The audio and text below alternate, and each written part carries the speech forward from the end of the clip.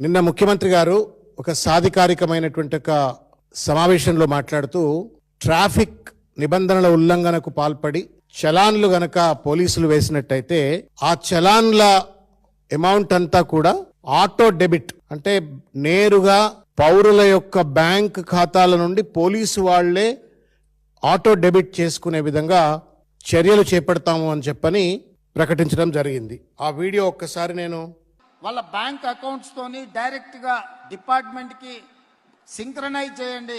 ఎప్పుడు చాలాన పడితే ఆటోమేటిక్ గా వాళ్ళ అకౌంట్ లోకి వెళ్ళి డిడక్ట్ అయ్యి పోయే విధంగా ఈ రోజు బండి రిజిస్ట్రేషన్ కు వచ్చినప్పుడే ఆ బండి యజమాని యొక్క ఖాతాను మీరు తీసుకోండి.